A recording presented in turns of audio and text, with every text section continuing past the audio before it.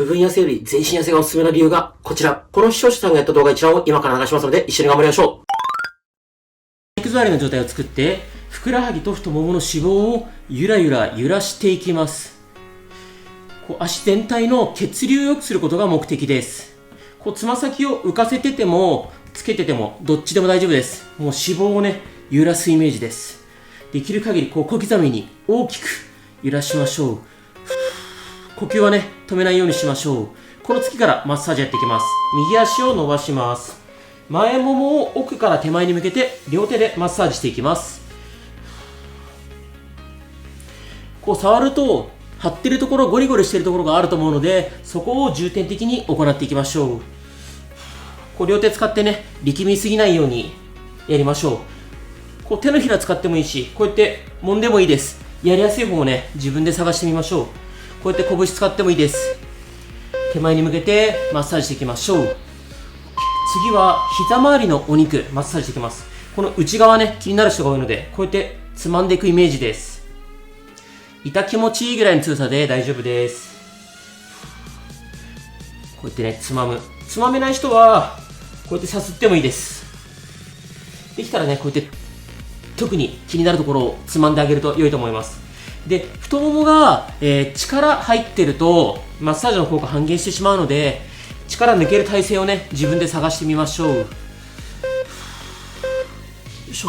次は外ももこっち側です。これも奥から手前に向けて両手でマッサージしていきましょう。肩とか腕力入りすぎると終わった後に疲れちゃうんで、適度にね力抜いて痛気持ちいいぐらいで拳使ったりとか手のひら使ったりとかね、もしくはこうやって腕使ってもいいと思います。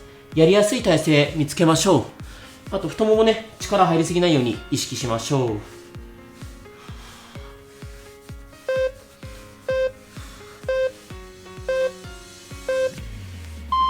し OK。 次は右膝を曲げます。内ももマッサージしていきます。膝から手前に向けてマッサージしていきましょう。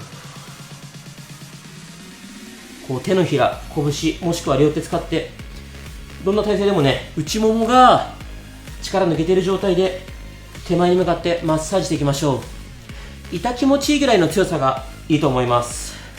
付け根はね後で重点的に行うので、内もも全体にマッサージしていきましょう。マッサージだけしかねやらない日があっても僕は良いと思います。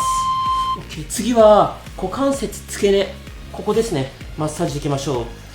右足伸ばした状態で付け根あたりを手のひら使って揉みほぐしたりとか、もしくはね痛みが大丈夫な人は親指使ってもいいです。ゴリッとしたのがあるはずなので付け根のあたりマッサージしましょう。でどの種目もどこを押すとかどの強さが正解とかはないです。力が抜けている状態で揉みほぐすのが目的なので、ほぐれてるなというところを位置とか強さ見つけてみましょう。 OK。 次もう一回右膝曲げます。これで付け根マッサージしていきます。僕は両手でね掴むといいんじゃないかなと思います。膝曲げて力抜いた状態を作ってこうやって揉んでいくといいと思います。片手でも両手でもいいですし、もちろん手のひら使って手前に流す感じでもいいです。ただ付け根は特に厄介なので両手でね硬いところをほぐしてあげるといいと思います。女性はあざになりやすかったりするので痛気持ちいいぐらいでやると良いんじゃないかなと思います。よし OK。 次は左足を前に伸ばして左の前ももを奥から手前にマッサージしていきましょう。左の前ももが力抜ける位置を探してみましょう。ちょっと膝曲げてる方がね逆に前もも力抜けるって方もいると思います。手が疲れないようにさする感じでね奥から手前に硬いところ見つけて、そこは重点的にねやっていきましょう。呼吸は最後まで止めないようにしましょう。筋肉を柔らかくして痩せるにはマッサージして揉んだ後にストレッチするとね組み合わせとしては最高だと思います。 OK。 次は膝肉をつまんでいきましょう。特にねこの内側とか気になる方多いのでつまんでほぐしていきましょう。つまめない方はね手のひらでさする感じでももちろん大丈夫です。ちょっと膝曲げてもいいと思います。足のね、力が抜ける状態を探してみましょう。で、よくこのマッサージ、ストレッチの前後どちらがいいかって言われるんですけど、理想は前後両方やったらいいと思います。ただね、どちらか1回だけだとしたら、ストレッチの前が良いんじゃないかなと思います。OK、次、外ももマッサージしていきます。奥から手前に向けてマッサージしていきましょう。こうやって片手でね、手のひら使ってやってもいいし、拳でやってもいいし、両手でやっても良いと思います。で、もちろんこのズボラストレッチ、このマッサージもそうですけど、毎日やらなくてもいいです。毎日がもちろん理想ですけど、習慣化することが目的なので、週に1回でもね、2、3日に1回でもいいです。習慣化できるタイミングというか周期というか、自分でね探してみるといいと思います。よし、 OK、 次内ももやっていきます。左膝を曲げて奥から手前に向けてマッサージしていきます。ほんと揉み方はね自由でいいです。こうやって揉んでもいいし、手のひらでやってもいいし、拳でやってもいいし、左手でも右手でもどっちでも大丈夫です。無理なくね続けられる体勢、やり方を自分で探してみましょう。奥から手前にね、で呼吸は止めないようにと、あんまり肩に力入りすぎないようにしましょう。よし、 OK、 次もう一回左足伸ばして付け根マッサージしていきましょう。特にね多分ゴリッとしたところがあるんじゃないかなと思います。このコマネチのラインをねマッサージするイメージです。ゴリッとしたの見つけたら重点的にこうやって揉んだりさすったりしてあげましょう。前ももばっか使っちゃってこの付け根がね硬い人はこういうマッサージすると一気に前ももの張りが取れたりもします。で、やる気になる前にやる気になるために、できたら足の写真を撮るかメジャーでね太ももを測ると成果が上がるので良いと思います。最後左足曲げて内もも付け根マッサージしていきます。で、よくね食事制限した方がいいんですかって聞かれるんですけど、もちろんした方がいいんですけど、ちなみに僕はしてません。してないんですけど、こうやって毎日ねズボラストレッチやってもうジーパンもゆるゆるです。あくまでした方がいいけど無理にする必要はないって感じだと思います。で、この動画の後に内もも前もものストレッチ動画やったら最高なので概要欄にリンク貼っておきます。ぜひ続けてできる人はねそのまま続けやってみましょう。よし、 OK、 お疲れ様でした。まずは肘を90度に曲げて閉じる、ぐっと胸を張る、手と肘をつける、繰り返していきましょう。しっかり胸を開いてしっかり手のひらと肘をつける、これを繰り返していきます。呼吸は止めないようにしてゆっくり大きく普段動かさない範囲まで動かしていきましょう。OK、 次手を後頭部で組みます。そのままちょっと丸めたらぐっと胸を張る。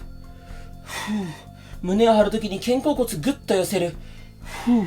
背中の筋肉を使うイメージです。ぐーっと胸を張る。腰をね反らせすぎて痛くならないようにしましょう。肩甲骨寄る感じあれば OK。 よし、 OK。 そのまま後頭部で組んだまま左右にねじる。なるべく胸を張っておく。ぐっときつい。呼吸を止めないで頑張りましょう。きつい。胸張ってなるべく姿勢正してしっかり左右にねじる。OK。 そしたら次は右手を斜め上に上げる、左手を斜め上に上げる。繰り返していきましょう。上げた時に脇の下、脇腹伸びれば OK です。なるべく指先を遠くにぐーっと伸ばすイメージ。肩腰痛みある方は痛みない範囲で行っていきましょう。しっかり限界まで伸ばす。限界まで伸ばす。これ伸ばす方向はね、自分が脇腹、脇の下伸びる方向でいいです。真横でもいいし、ちょっと斜め前でもいいです。呼吸は止めない。 OK。 次は肘90度、こんな感じに曲げたら前に倒す、上に上げる。見えますか？ゆっくりでいいですよ。これ痛みある方、痛みない範囲で行いましょう。呼吸は止めない。なるべくねぐっと胸張っておきましょう。これね、四十肩気味の方とか肩こりの方、変な痛みあるかもしれないので、痛みある方はね絶対痛みがない範囲で行っていきましょう。呼吸を止めないで頑張って。OK。次は、右手で左肩ぐっと掴みます。そのまま胸をぐっと開く。左の肩ぐっと掴む。胸を開く。繰り返す。左にねじって、右にねじる。きつい。きつい。ここをね、ぐっと掴むイメージ。きつい。なるべくゆっくり大きくねじる。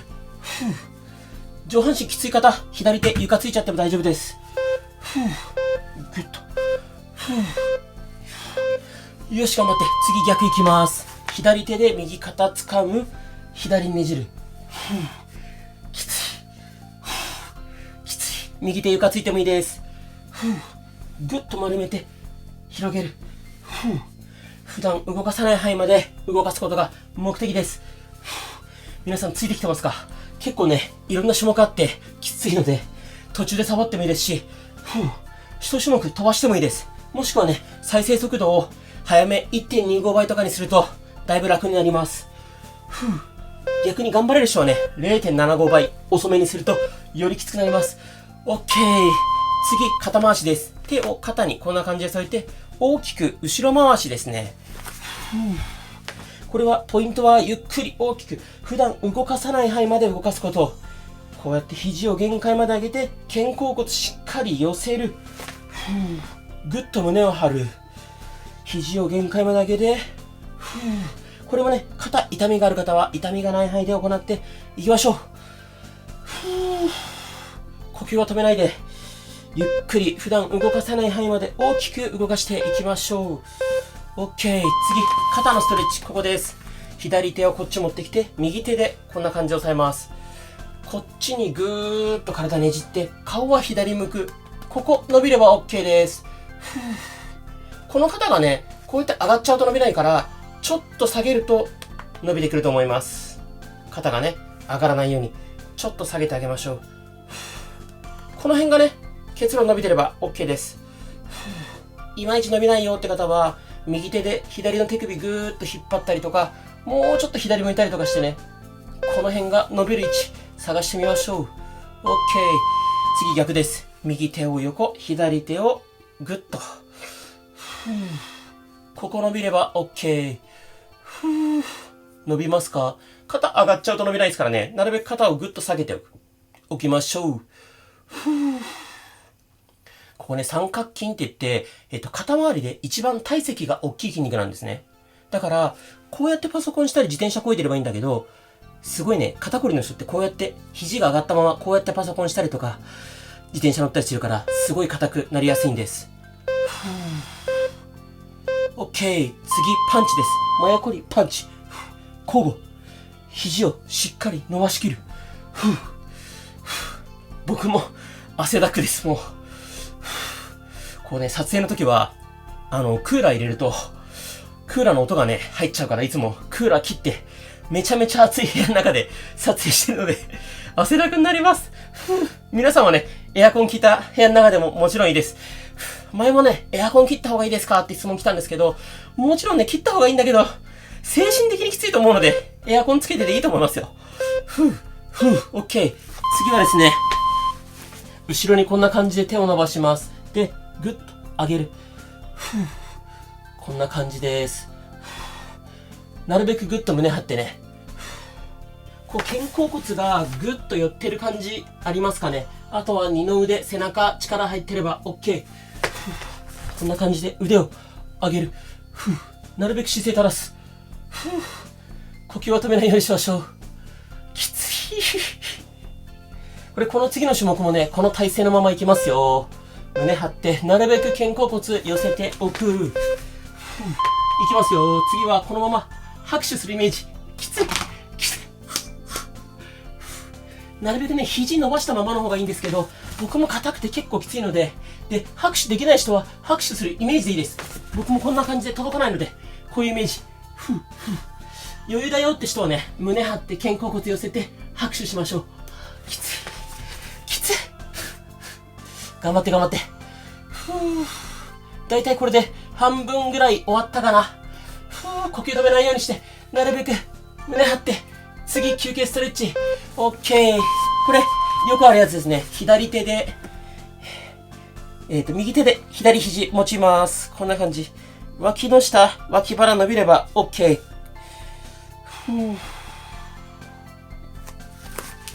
で、いまいち伸びない方はね、左手を右肩甲骨、こうやって触っておくと、より伸びてきます。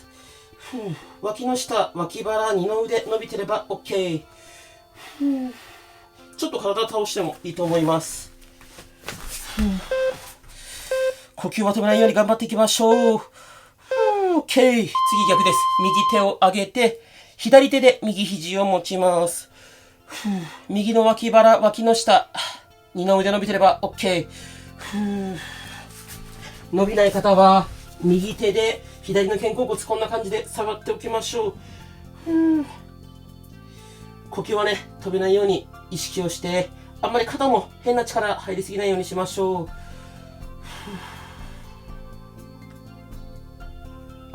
二の腕、脇の下、脇腹伸びてますか？ OK。次はね、手を横に広げて、手のひら上向ける、下向ける。繰り返していきましょう。これね、地味そうなんだけど、結構二の腕にきます。で、もしきつかったら、手下げてもいいです、こうやって。余裕があればちゃんとこうやって上げたままやってほしいんですが、あとね、肩硬い方、これだけでも肩に痛み出ちゃうかもしれないので、痛みはね、ない範囲で行っていきましょう。しっかり開く。呼吸は止めない。OK。次は、手のひら上向けて、こんな感じ。開く。開く。しっかり胸開く。閉じる。胸開く。これもきつい人、こうやって低い位置でももちろん OK。ぐっとね、胸張って手を後ろまでやることが大切。呼吸は止めないように頑張りましょう。きつい。頑張って頑張って。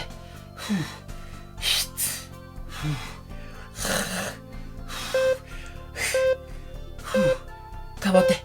ラスト1回。OK。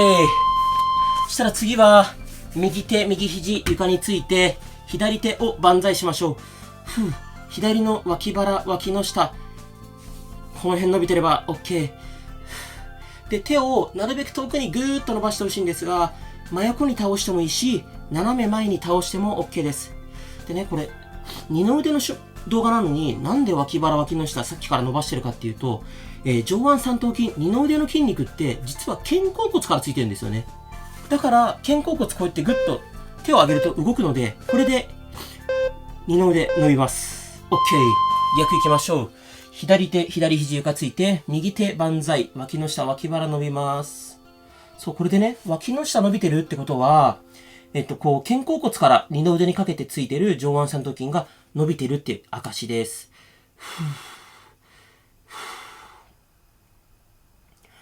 呼吸止めないようにしましょう。余裕があればね、遠くに向かって手をぐーっと伸ばす。きついな。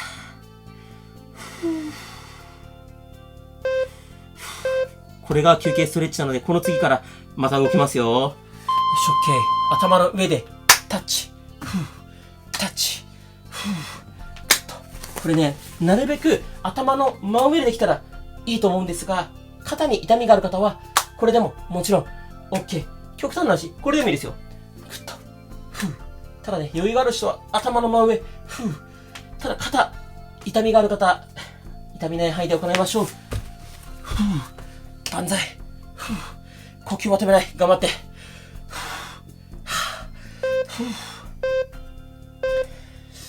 頑張って。よっしゃ、OK。次はね、手のひらを後ろ向けて、ぐっと胸開く。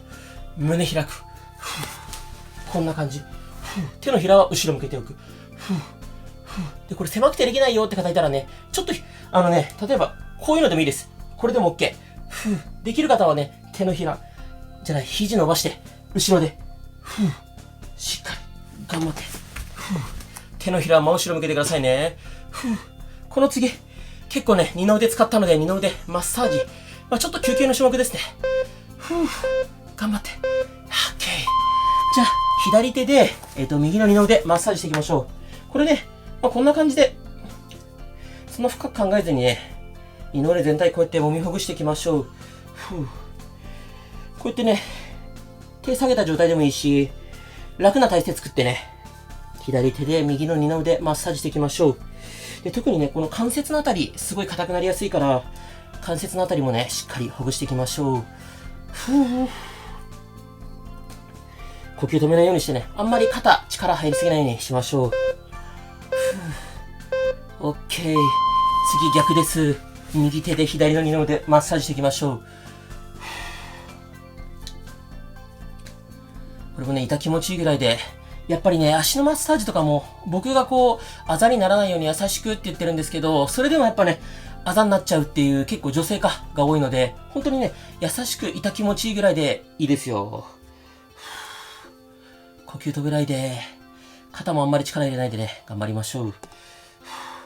二の腕ってね、筋力不足だったりもするんですけど、硬かったりもするので、ストレッチとね、使うこと両方大切です。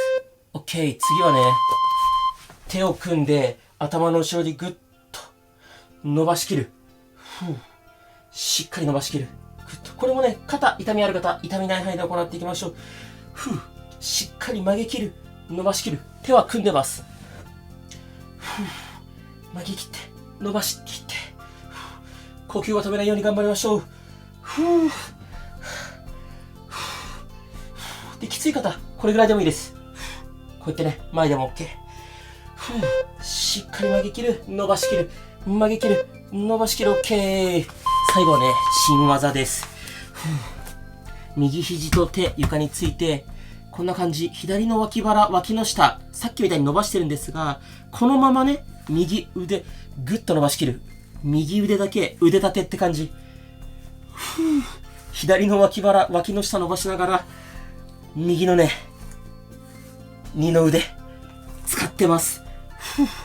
これ右手つく位置、斜め前でも後ろでもいいです。やりやすい位置自分で探しましょう。きつい。きつい。OK。逆行きましょう。左手で床ついて、右手万歳。右の脇の下、脇腹伸ばしたまま、左肘伸ばす。伸ばす。これでおしまいです。皆さんどうでしたでしょうか？やっぱり海外バージョンなんで、結構きついと思うんですけど、めちゃめちゃ結果出るので、二の腕ね、本気出せたい人は習慣化してもらえればと思います。で、あと二の腕痩せに必要な動きは他にもいくつかあるので、余裕がある方はね、概要欄にそれ貼っておくので、この後続けてやってみていただければと思います。あと Twitter、インスタもやってるので、ぜひフォローお願いします。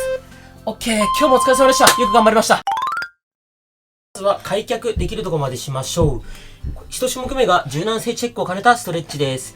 いけるとこまで開いたら前に倒れます。ここでキープします。最低ラインは120度ぐらい開いて、肘が床につくライン、それが最低です。理想は120度以上開いておでこが床につくといいです。僕はちなみに90度で肘も床につきません。僕もね、全然できないんで一緒に頑張りましょう。なるべく膝伸ばして、ちょっとずつ前に手を伸ばしていきましょう。動画の最後にも開脚してビフォーアフター比べてみますね。OK。次はもうちょっと狭めてもいいので、ある程度楽な状態で股関節を内外にしっかりねじっていきます。もう付け根から動かすイメージ。つま先がしっかり内、外動くようにやりましょう。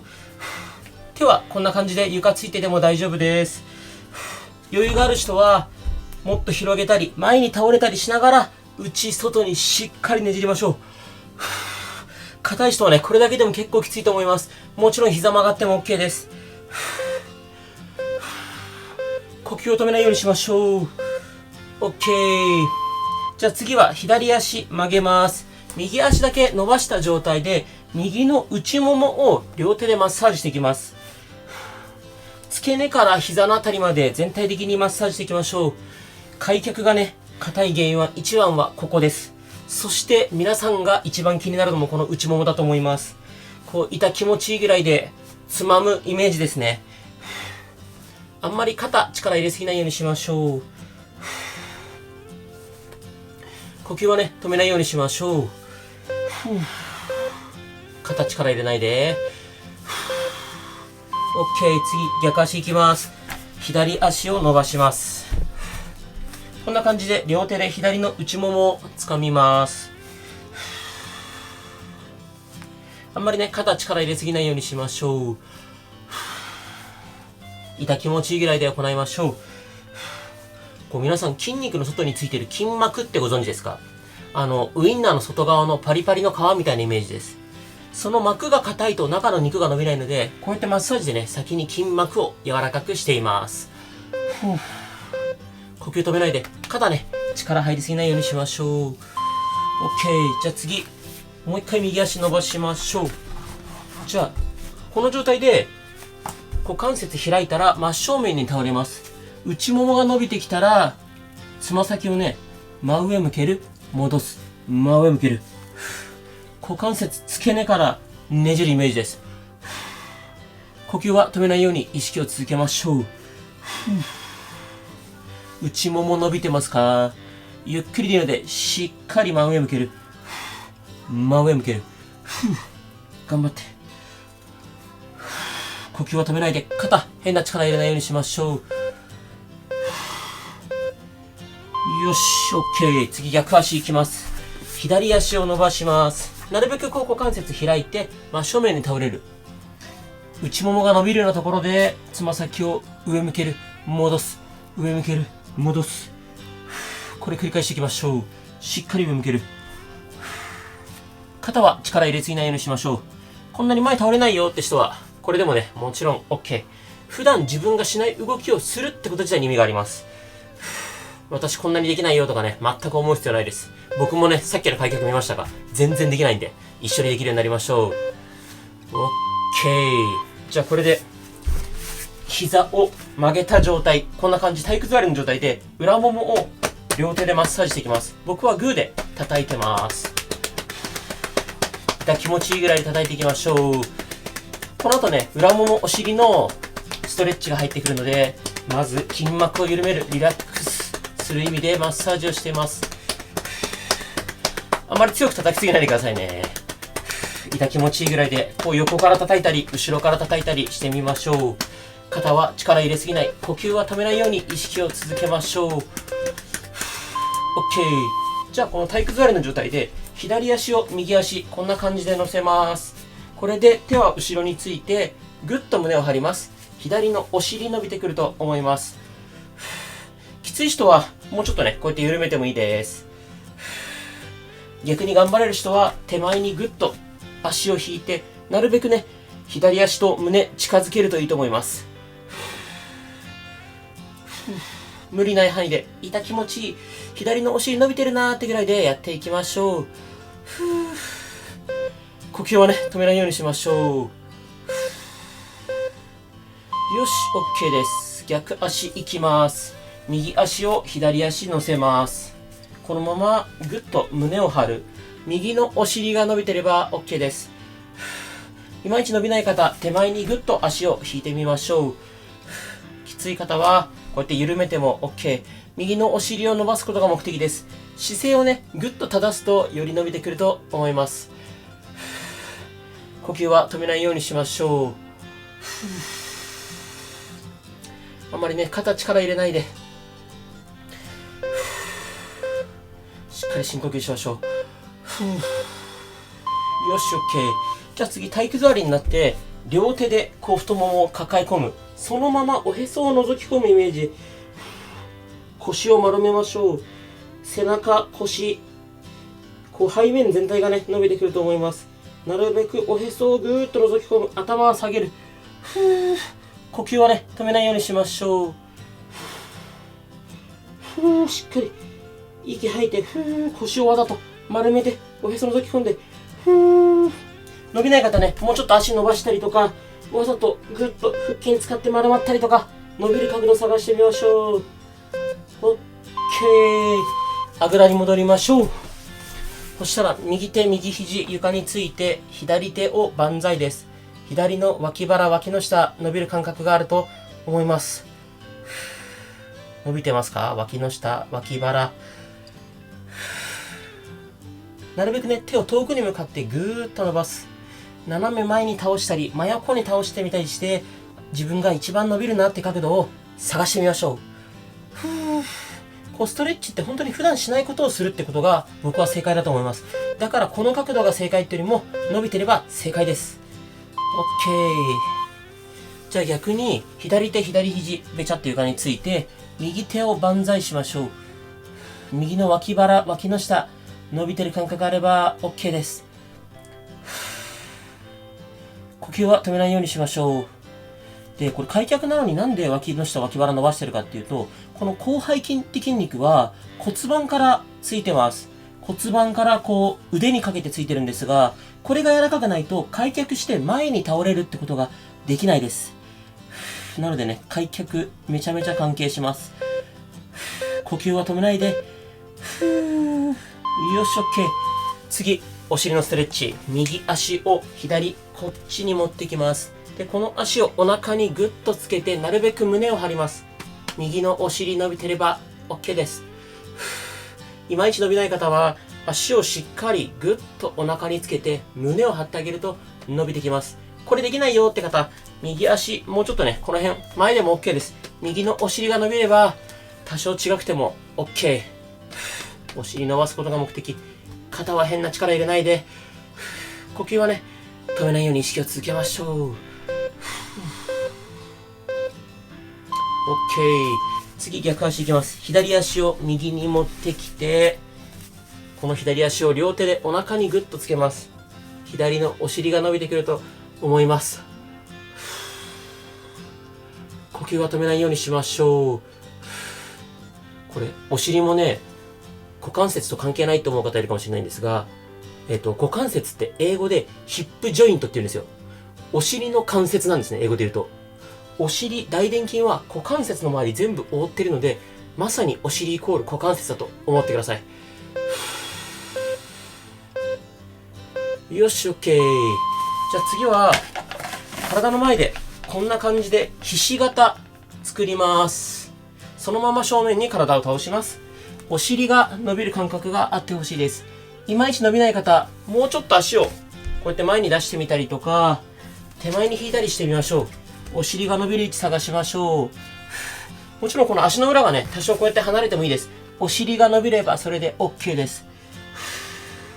お尻ってこう、大臀筋、中臀筋、小臀筋っていろんな種類があるので、いろんな角度でね、いろんなポーズで伸ばしてあげると、より効果的です。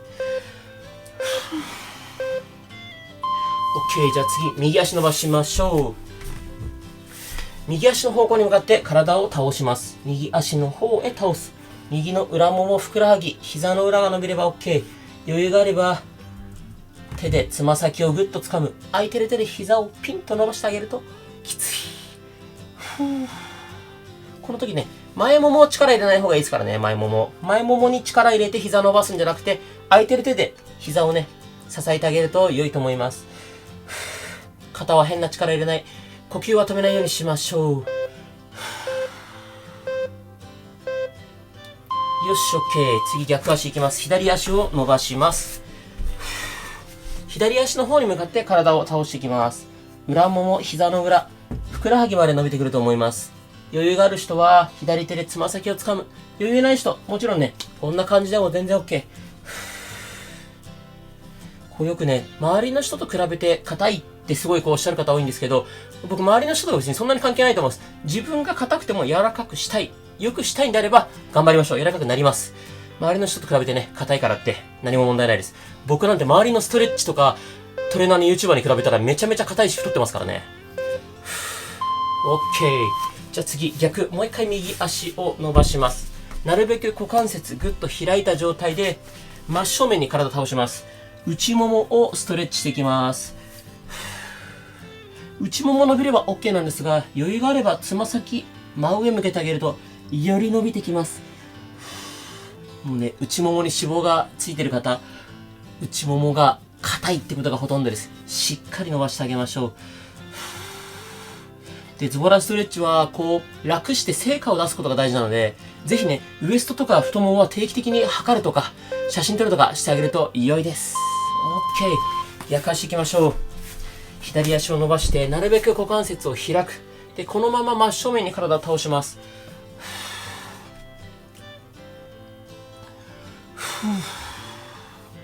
なるべくつま先はしっかり上向けておく。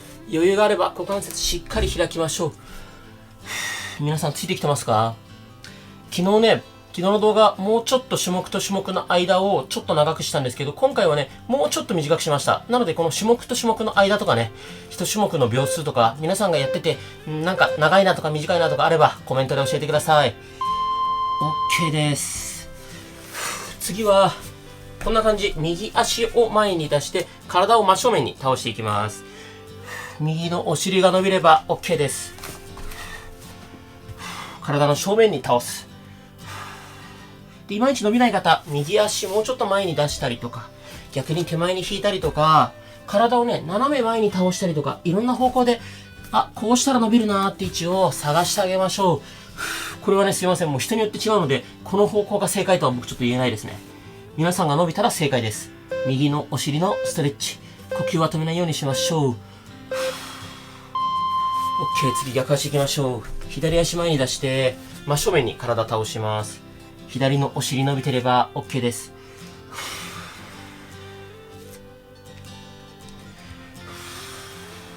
呼吸は止めないようにしましょう。最近ね、コメントとか DM がすごい増えて嬉しいですね。しかもこう、前向きな、痩せたとか、体重落ちたとかね、そういう報告ばっかりなので、そういう報告、どんどんいただければと思います。逆に痩せないよっていう相談もね、DM コメントいただければ、僕できる限りアドバイスしますので、遠慮なくしてください。OK。じゃあ次、もう一回右足前に出しますよ。で、もう一回右のお尻伸びる体勢作りましょう。右のお尻が伸びる体勢、皆さんできましたか？右のお尻が伸びたら、その状態で、左手ついて、右手万歳。この脇腹、脇の下、お尻、トリプルで伸ばしてます。きつい。伸びてますか？右のお尻、脇腹、脇の下。なるべく手は遠くに向かって伸ばす。頑張って頑張って。きつい。呼吸止めないで。よし、OK。次逆側いきますよ。皆さんできてますか？左足前に出して体を正面に倒す。左のお尻が伸びる状態作ったら、右手は床について、左手万歳。左のお尻、左の脇腹、脇の下、同時に伸ばしてます。きつい。手はなるべく遠くに、呼吸止めないで。皆さん、これでもね、いつもと違うストレッチ、すでに1種類使ってるんですが、残念。もう1種類ね、きつい股関節ストレッチ、普段やらない動きが入ります。よし、OK。じゃあ次はね、ヤンキー座りみたいにしてほしいんですけど、こうやってある程度、足の幅広げておいて、つま先外向けましょう。ちょっと肩幅より広いぐらいにして、こうやってヤンキー座りで、手を使って、肘を使って、ぐっとね、股関節を外に開く。こんな感じです。内もも伸びれば OK です。できたらかかとはつけておいた方がいい。かかとつかなかったら、もうちょっとね、広めに足を開くといいと思います。肘で股関節広げる。きつい。すいません、ズボロじゃないですね。効果出すためにしょうがないです、これは。よっしゃ、OK。最後に開脚もう一回再チェックしてみましょう。僕は90度ぐらいしか開かなかったんですが、もう僕はかなり感覚としてはいいです。前に倒れる。どうですか皆さん、開きましたが、僕もね、まあまあ開いてきたかな。最低でも90度以上、本当は120度だな。開いて、正面に倒れて、おでこが床につくぐらいまで行きたいです。僕もまだまだなので、皆さんと一緒に頑張ります。で、これだけじゃ物足りないよって方は概要欄に追加ストレッチを貼っておきます。で、Twitter、インスタ、TikTok 毎日頑張ってますので、ぜひフォローよろしくお願いします。概要欄貼っておきます。よし、OK。ここまでよく頑張りました。うつ伏せに寝て、スマホは顔の前に置いておきましょう。耳の横に両手をついて、ぐっと上半身を起こします。腹筋のストレッチです。しっかり肘を伸ばしきることで腹筋が伸びてきます。腰が痛い人はこんな感じ、肘をついたままちょっとね、顎を上に持ち上げるだけでも腹筋が伸びてきます。まず腹筋をしっかり伸ばしてから、それから腹筋を使うエクササイズを行います。これでね、腹筋の効果が倍増しますので、最後まで一緒に頑張りましょう。呼吸は止めないようにしましょう。OK。そしたらこんな感じで肘をついた状態でお腹だけ浮かせます。膝はついてます。つま先は立てておきます。膝つきプランクです。なるべく腰をぐーっと丸めることで腹筋を使います。もしもね、肩がきついって方はこの肘つく位置をちょっとね、自分の体に近い方に肘つくと肘は楽になると思います。しっかり腰丸めて腹筋意識して使って、きつい。腹筋意識して使って頑張って。よし、OK。次は左のお腹の前面、ここ伸ばします。左足を右、こんな感じで持っていきます。ここが伸びれば OK です。つま先をなるべく遠くに向かってぐーっと伸ばすと左のお腹より伸びてきます。呼吸はね、止めないようにしましょう。腰、肩痛い方、痛みない範囲で OK です。左のお腹、ここが伸びてれば OK です。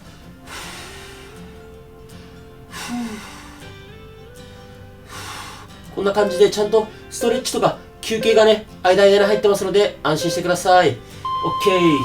じゃあ次逆側いきます。右足を左こっちに持っていきます。右のお腹の前面をストレッチしてます。つま先をなるべく遠くに向かってぐーっと伸ばすとより右のお腹が伸びてきます。呼吸は止めないようにして、肩腰痛い方、痛みない範囲で OK です。右のお腹伸びてますか？もしね、伸びないよとかやり方わかんないよって場合はコメントでお気軽に質問してください。呼吸しっかり止めないで。OK。そしたら次は四つん這い。こんな感じで四つん這いになります。で、片足ずつぐっと上げる。しっかり足を高く上げることで腹筋を使います。前ももをお腹に近づけるイメージ。なるべく腰を丸めておいた方が腹筋に効いてきます。頑張って。音立てても平気な人はこうやって飛んでもいいですが、なかなかね、音立てれないと思うので、こんな感じで片足ずつゆっくり上げれば十分腹筋に効いてきます。頑張って。手がきつかったらちょっと手前に手をついたりすると楽になると思います。 OK。 そしたら手を耳の横につきます。そのまま上半身ぐっと起こします。もう一回腹筋のストレッチです。腹筋伸びてますか？余裕あったらちょっとね、ぐーっと顎を持ち上げるとより伸びます。腰が痛かったら肘ついちゃって OK です。この次の種目から上向きになります。スマホはね、手に持たないでどっかに立てかけておくとやりやすいです。手をね、両手を使う種目があるので、スマホはどっかに立てかけておきましょ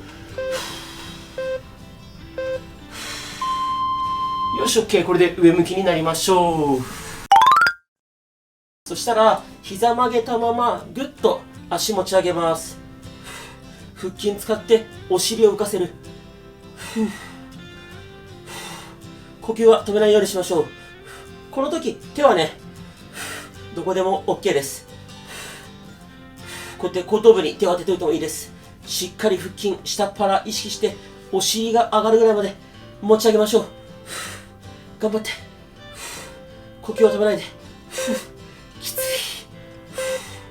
ラスト1回。よし、 OK。 そしたら膝は曲げたまま後頭部で手を組みます。手でまず頭をぐっと持ち上げちゃいましょう。その状態から腹筋です。起き上がる。ちょっと肩甲骨がね、床から浮くぐらいで十分腹筋に効きます。首が痛い方はちゃんと手で頭を持ち上げた状態からスタートしましょう。首の力で起き上がろうとすると首が痛くなります。呼吸を止めないで頑張って腹筋意識して、きつかったらサボっても OK。頑張って、頑張って頑張って、よし、オッケー。次は膝曲げたままドローインしていきます。鼻から息吸って限界までお腹膨らませましょう。お腹を限界まで膨らませる。もう膨らまないよーってとこまで膨らましたら、ゆっくり吐いて、吐いて吐いて吐いて、しっかり息を吐きながらお腹をへこませるとお腹硬くなるのが分かると思います。よし、もう一回深呼吸。ゆっくり吐いて、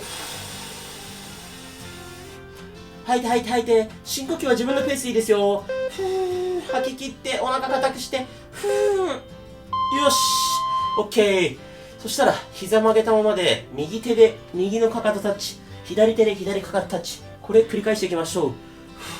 きつい人はこんな感じでふくらはぎ、すねのあたりタッチでも OK です。余裕がある人はちゃんとかかとタッチ、頑張って。もしも首がきつい方、こうやって手で首持ち上げて、それでこうやってね、左右に振ってもいいです。首が痛い方は無理しないでください。頑張って。腹筋意識して。きついきつい、頑張って。あと少し。OK。そしたら次休憩ストレッチ。左足を右こっちにねじります。この腰ねじった状態で深呼吸しましょう。お尻、腰、背中にかけて伸びてればそれで OK です。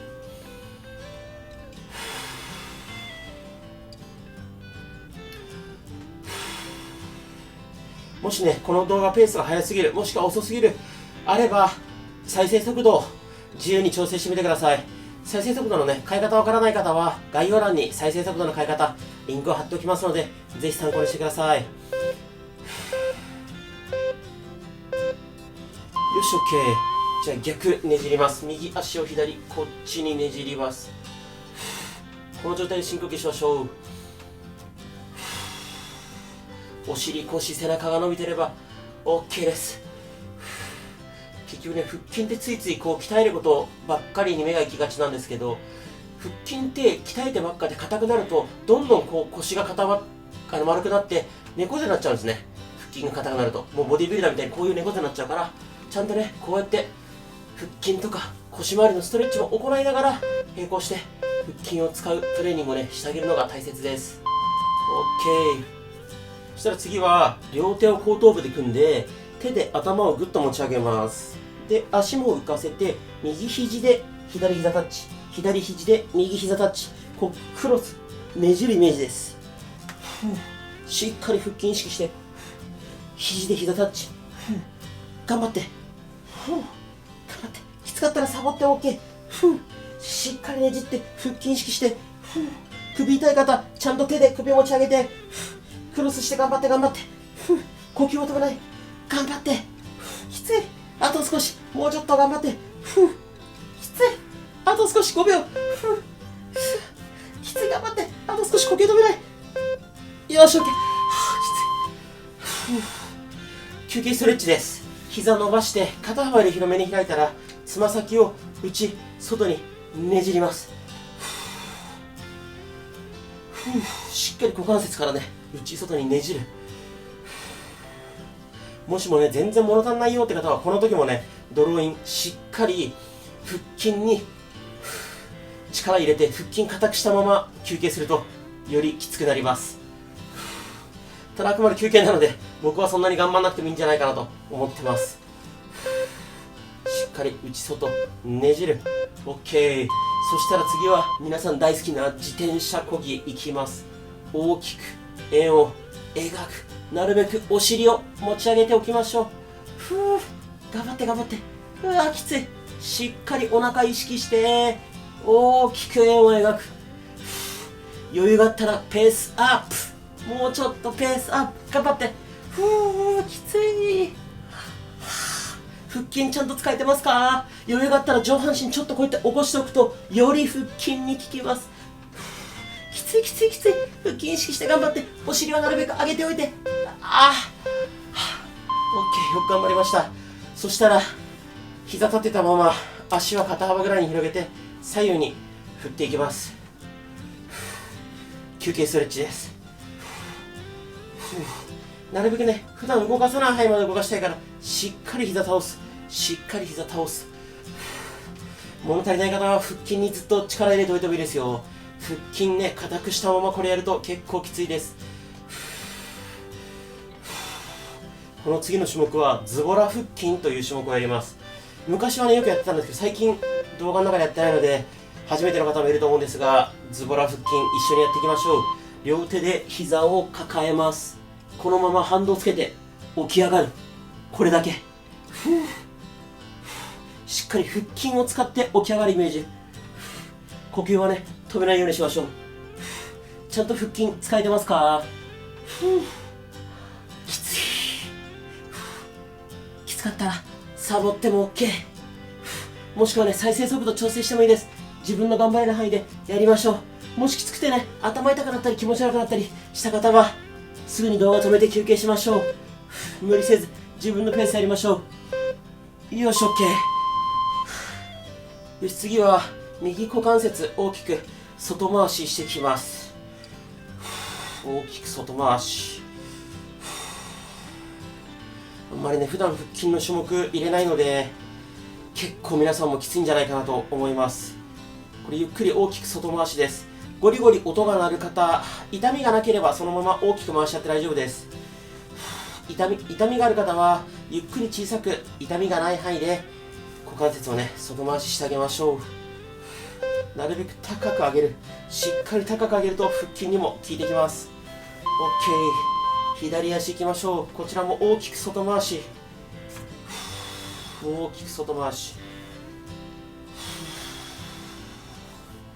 以前にね、1回だけ質問でもらったんですけど、こういう腹筋トレーニングみたいなことすると腹筋バキバキに割れちゃうんじゃないかとか、なんか逆にね、腹筋の筋肉がついてお腹が太くなっちゃうんじゃないか、ウエストが細くなっちゃうんじゃないかって質問をいただいたんですけど、物理的にかなり難しいです。理屈的にもちろんそうなっちゃう可能性もあるんですけど、腹筋割れるって本当体脂肪率1桁とかなので、そこまで痩せてる方はそうかもしれないですけど、一般的に腹筋割れないですし、ウエスト太くならないので大丈夫です。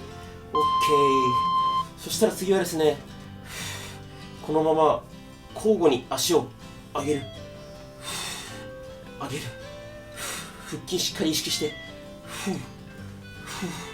もしきつかったらこうやって足つけた状態からこれでももちろん OK。 しっかり足高く上げると腹筋に効いてきます。きつい、頑張れる人はこうやって上げてない方のね、足をしっかり伸ばしきるとよりきつくなります。腰が痛い方は無理しないで頑張って。よし OK。 じゃあさっきも行った腹筋もう一回いきますよ。後頭部に手を組んで頭をぐっと持ち上げます。このまま腹筋30秒頑張りましょう。起き上がるときに息を吐き切る。首痛い方、ちゃんと手で首を持ち上げた状態からスタート。それでもね、首腰痛い方無理しないで、痛みない範囲で OK。 きつい、きつい。あと1回 OK。 そしたら次ドローンやっていきましょう。膝曲げたまま大きく深呼吸。限界までお腹膨らませて、お腹を膨らませたらゆっくり吐いて、吐いて吐いて吐いて吐いて吐いて、吐き切ってお腹硬くして、よし、もう一回吸って、ゆっくり吐いて、吐いて吐いて、お腹硬くなるまで吐いて、もう吐けないってところで吐いて、OK。 次、足パカ、膝曲げたままやっていきましょう。こんな感じですね。膝曲げたまま足パカ、お尻を持ち上げておくことで腹筋にも効いてきます。腰が痛かったらお尻の下に手を入れても OK。 限界まで開いてしっかり閉じ切る。腹筋はずっと力入れておく。なるべくお尻持ち上げといて、しっかり閉じ切ると内もも付け根に効きます。きつい。あと少し。これ終わったらもう一回うつ伏せになれます。頑張ってしっかりラスト1回閉じ切ろう。 OK、 うつ伏せになりましょう。では腹筋のストレッチやっていきます。手を耳の横について上半身をぐっと反らせます。腹筋が伸びれば OK です。腰が痛い方、こんな感じで肘ついても大丈夫です。腹筋をねたくさん使ったんで、しっかりこうやって伸ばしましょう。最初よりもね腹筋の伸び感が強いんじゃないかなと思ってます。たくさん使って縮めた証拠ですね。腰が痛くない範囲でぐーっと反らせるとより効いてきます。きつい。 OK。 そしたら次、肘を肩の真下ぐらいについて、今度は膝つかないでプランクやりましょう。なるべく腰を丸めておく。腹筋力入れて、腹筋効いてますか？余裕があったらこんな感じで足つけても OK で、もしきつかったらこうやって膝ついても OK。 腹筋が使えてればいいです。それでもどうしてもきつかったら最後10秒もちろんサボって大丈夫です。無理しないで。腰が痛い人とかは特に無理しないで、しっかり腹筋意識して OK。 ではお腹の前面伸ばします。左足右に持ってきてここ伸ばします。左のお腹前面伸びてれば OK です。なるべくつま先遠くに向かってぐーっと伸ばしましょう。伸びますか、お腹が。いやーでもね、ここまで頑張った方結構すごいですよ。データで見ると分かるんですけど、ズボラストレッチみんながみんなね完走してるわけじゃないから、こうやって最後まで完走してる時点でね、もうちょっとねズボラじゃなくてかなり真面目な方の部類に入るんじゃないかなと思います。よし OK。 次逆いきましょう。右足を左にこっちに持ってきて、右のお腹の前面しっかり伸ばしていきましょう。呼吸は止めないようにしましょう。しかし皆さん本当にここまでよく頑張りました。これでもね、もし物足りないよって方は概要欄にお腹痩せの動画追加で貼っておきます。あとね、サブチャンネルとかズボラストレッチの教科書、Twitter、インスタも概要欄あるので、ぜひお時間ある方見てみてください。呼吸止めないで最後まで。よし OK。 ここまでよく頑張りました。お疲れ様でした。もしこの動画が良かったらチャンネル登録と高評価よろしくお願いします。僕と一緒に頑張りましょう。